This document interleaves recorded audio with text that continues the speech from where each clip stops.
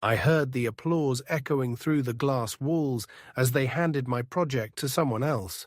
And that was just the beginning. The day they let me go, it wasn't dramatic. No shouting, no explanations. Just a polite email from HR asking me to hop on a quick call. I clicked the link. Sophie from HR was smiling with that too bright, dead-eyed cheerfulness. "We're restructuring," she said, "and unfortunately your role has been impacted." I didn't speak, just stared at the screen. The project I led, the one that cut company costs by 17 in under a year, wasn't mentioned. The system I built, refined, defended during layoffs and mergers, gone in a paragraph. Sophie tilted her head. "Is there anything you'd like to say?" I could see my own face reflected in the black part of the call window, blank, soft, replaceable. "No," I said. "Nothing." I packed my things that same evening. They hadn't even changed the security code yet. As I walked out, I passed the meeting room. Laughter. Through the glass I saw Erica, my manager, presenting the roadmap I had written. Someone asked a question. She nodded, smug. "He left us great documentation." Left, as if I had walked away. As if I hadn't been erased. On the subway, I stared at my reflection in the window. No one called. No one from the team messaged. Not even Ben, who used to grab coffee with me every Friday. 3 years.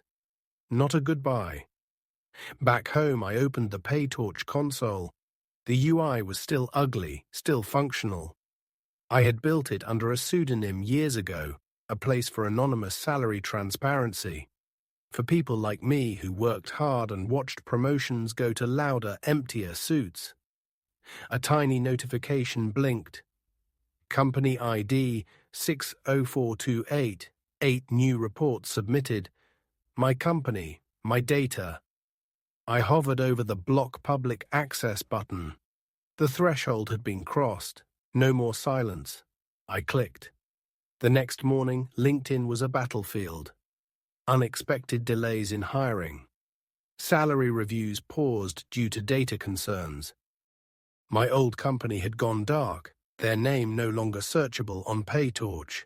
A red flag that only insiders knew how to read. And they were reading it. One user posted, "Was about to accept an offer at 604428. Can anyone explain why their data disappeared from PayTorch?" Another replied, "Internal chaos. My friend's offer was rescinded overnight." I didn't reply. I just watched. By noon, I had 5 DMs from recruiters.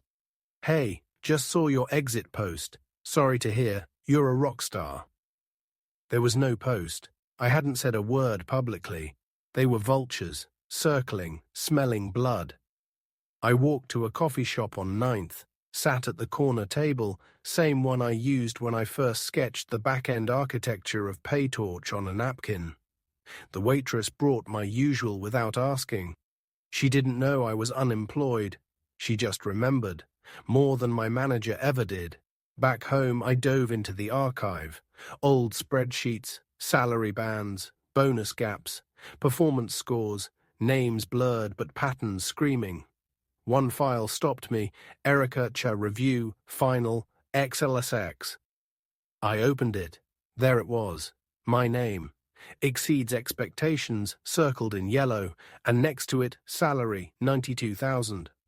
Below mine, Kyle, 2 years less experience. Same team. Salary, 112,000. I remembered training him. He once asked me what version control meant. That night I pushed a new module live, a feature to visualize internal pay disparity over time per team. Anonymous, safe, but loud. 2 hours later, Twitter was on fire. "Whoever built PayTorch, I hope you sleep like a baby." Finally seeing how deep the rot goes. Even Erica posted something passive-aggressive. Context matters. Numbers don't tell the full story. I laughed. Out loud. Then came the message, from a private Proton Mail address. "Did you block us?" No greeting, no signature. I typed back, "Transparency isn't revenge, it's accountability," and hit send. Monday morning, HR sent out a mass email at my former company. Subject line, clarifying recent data misunderstandings. I wasn't copied, of course, but someone forwarded it. The usual corporate poison sugar-coated with words like misinterpretation, contextualization, values. They still didn't get it. Or maybe they did. And that scared them more. In the PayTorch dashboard, the heat map turned crimson. 60428 had become a case study in collapse, salary gaps, promotion freezes, inconsistent bonuses. It was all there, in aggregate. No names, just math, pure brutal math. A few insiders tried to defend the company in comment threads, but one post changed everything. A screenshot of Erica's Slack message from 3 months ago. "We're not giving Paul a raise this cycle. He's not going anywhere." I stared at it. I didn't know who Paul was, but I knew that message. I'd heard versions of it for years. I sent out an invite link to contributors, a secure end-to-end encrypted channel. Dozens joined within minutes, anonymous avatars. But the rage was real. They cut my bonus after I trained my replacement. 4 years of clean audits, they fired me without cause. I watched them promote someone who didn't know what a pivot table was. Every message a wound, every wound a system. At 3:12 p.m., the company's careers page went down. Someone messaged, "I'm on the recruiting team. They've frozen all open roles." Not out of principle, out of fear. I built a script that triggered when companies were blocked on PayTorch. It scraped Glassdoor blind, even internal review forums. Collected data, verified it. That script was running now, and the results were staggering. 60428 wasn't unique, they were the rule, just a little louder now. I didn't sleep, I didn't need to. It was like breathing for the first time, not shouting, just showing. At 5:44 a.m., I got a message from Ben. The Coffee on Fridays Ben. "Hey, I think we need to talk." I didn't reply. Not yet. Ben showed up outside my building at 8:12 a.m. No warning. Just a text. "Downstairs. If you're awake." He looked tired. Or maybe just honest for once. We sat at the diner across the street, the kind with cracked red booths and coffee that always tasted burnt. We used to come here when we were still naive enough to think good work led somewhere. "So, was it you?" he asked. I didn't answer. He sighed. "Everyone's talking. Erica's having daily meetings with legal. She's losing it. They think someone's leaking from inside." "They're wrong," I said. "It's not a leak, it's a mirror." He looked down. "You always were smarter than the rest of us." I remembered when Ben got his first raise, he didn't even know I had recommended him for it. I sat in the room with Erica and said, "He's solid. He learns fast." He never asked why I didn't get one. Back home, I opened the console again. I had dozens of new messages. HR teams pretending to be users. Legal threats disguised as concerns, but I also had stories, hundreds. One caught me off guard. "I'm a manager. I've pushed people down the ladder to survive. I don't know how to fix this, but I want to start." Later that night, I found myself walking past the old office, lights still on, faces still behind glass. I stopped. Someone came out, a junior analyst I barely remembered. She looked at me, eyes wide. "You're the guy, aren't you? The one who started all this?" I said nothing. She smiled. "Thank you," and disappeared into the night. I sat on a bench across the street, looked up at the building where I used to matter, where I gave too much and got nothing. Except this slow, beautiful collapse. Then the call came, Unknown number. I let it ring 4 times before answering. Erica. I know it's you. You don't. Don't play dumb. We found the code that flags company IDs, your naming convention, your logging style. It's yours. I stayed quiet. What do you want? She asked finally. Nothing, I said. She hesitated. This could ruin people. It's not revenge, I said. It's balance.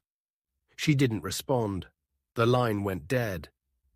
I turned off the phone, looked up at the building one last time, then walked away.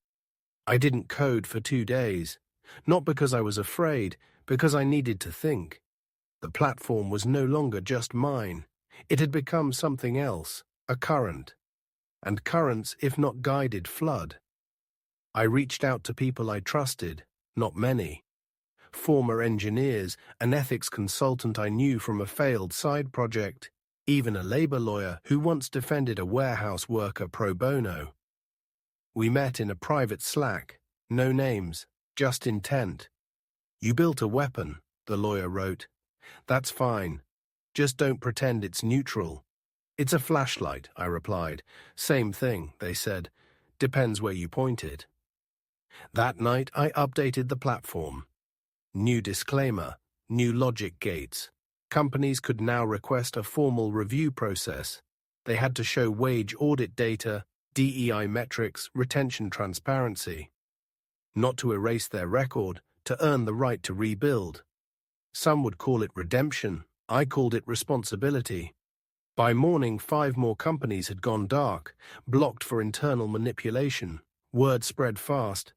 Tech Twitter renamed the movement. The torch effect. I didn't start that, but I didn't stop it either. Then came the invite. A well-known labor policy think tank wanted me to consult. Anonymous at first. They didn't care who I was, just what I knew. I joined their call. Black screen, voice only. What you've built is terrifying, one said. That's not an accusation, I asked. No, she replied. It's an opportunity. We discussed infrastructure, data ethics, the potential of PayTorch to influence legislation, not just public shame, but actual structural change. I listened more than I spoke, not because I lacked answers, because I was no longer the only one who could answer. After the call, I walked through the city, no destination, just steps. I passed a protest, small, calm. Placards with numbers, QR codes, one of them linked to PayTorch. A woman handed me a flyer. We're demanding salary transparency from our employer. This tool gave us proof. I took it, smiled, and walked on. They didn't know who I was. And it didn't matter anymore because the truth didn't need my name. It was a Tuesday when the article dropped. Front page, digital edition, bold title. PayTorch and the quiet fire starter behind a corporate reckoning. They didn't know it was me, not yet. But the quotes were accurate, the analysis sharp. The writer had spoken to contributors, affected workers, even a whistleblower inside 60428. One sentence stuck with me. Whoever started this didn't demand applause, they demanded clarity. By noon, the ripple had turned into a wave. Executives stepped down. Internal audits leaked. Recruiting pipelines froze across 6 firms. PayTorch wasn't a website anymore. It was a reality check. And reality doesn't flinch. That afternoon, I got an email from Sophie, HR Sophie. Subject, request for coffee. Message, if you're open to it, I'd like to talk. Not on behalf of the company, just human to human. We met at a small cafe downtown, neutral ground. She looked tired, not broken, just finally human. I didn't know how bad it was, she said. You didn't ask, I replied. No, she agreed. I didn't. There was a pause. She sipped her tea, then, you know, I always thought of you as the quiet one. Steady, easy to overlook. I looked at her. That's how the system survives. By calling people like me easy. She didn't argue, she just nodded, and then quietly, "Do you regret it?" I thought about that. The late nights, the risk, the silence. "No," I said, "but I regret how long it took me to stop asking for permission." When we parted, she didn't try to justify anything. She just said, "Whatever you do next, I hope you don't do it alone." Back home, I opened the draft. The post I'd written months ago but never published. The story, the truth, the code, the vision, the fight. I hovered over publish, not with fear, with calm, because now, even if no one clapped, I knew what it meant to speak. I published the post at 2:14 a.m.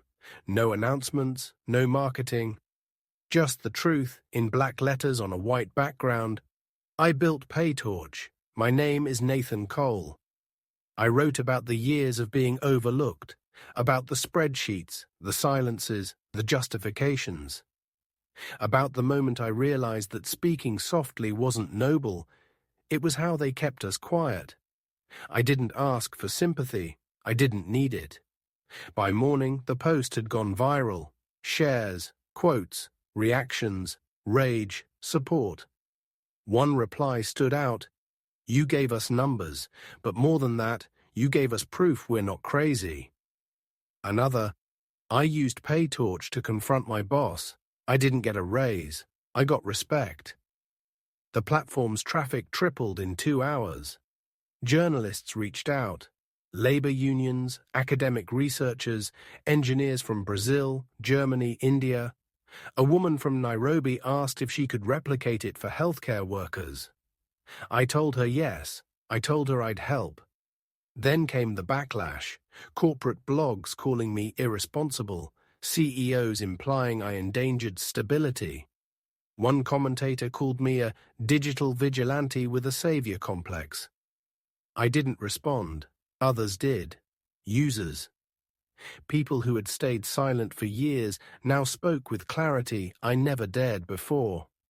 At noon, Erica resigned. She didn't mention me in her statement, but I was in every line between the lines. At 3 p.m., I was invited to a university panel. Topic: Tech and Social Justice, when code becomes a weapon.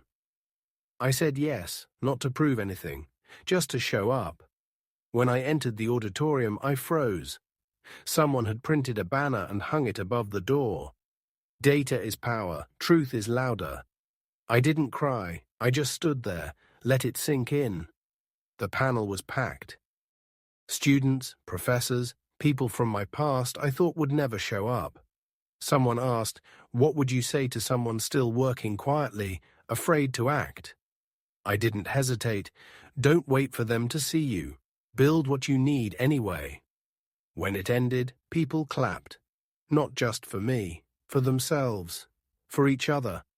Outside, Ben waited. He didn't speak, just handed me a flash drive. Old payroll data. From 5 other companies. Clean. Verified. "You sure?" I asked. He nodded.